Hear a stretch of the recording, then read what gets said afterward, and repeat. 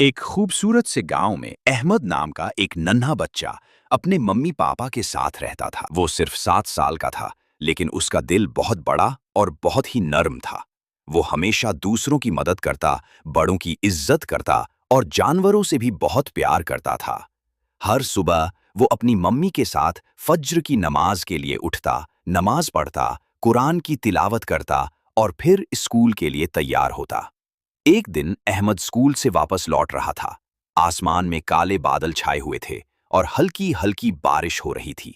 अहमद के हाथ में स्कूल बैग था और वो जल्दी जल्दी घर की तरफ बढ़ रहा था ताकि ज्यादा भीग न जाए। तभी उसे किसी कमजोर सी आवाज सुनाई दी। अहमद रुक गया। आवाज किसी बिल्ली की लग रही थी।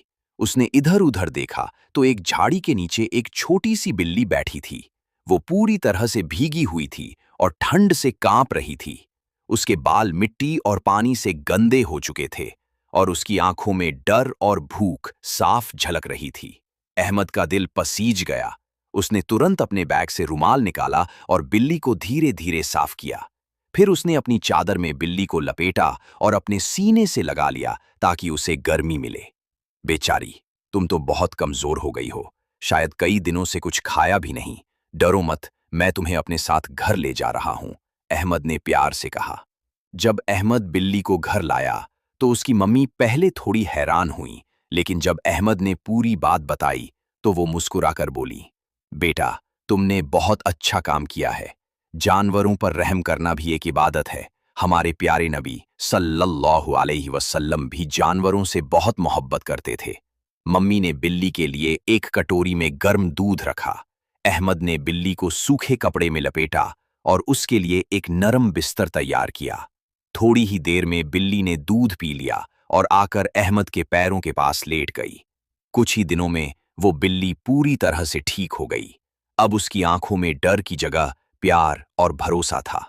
अब वो हमेशा अहमद के साथ रहती, कभी उसके पीछे पीछे स्कूल की ओर चल देती और कभी उसके बैग पर चढ़कर बैठ जाती। एक दिन स्कूल में मास्टर जी ने सभी बच्चों से कहा, बच्चों, आज हम अच्छे कामों के बारे में बात करेंगे।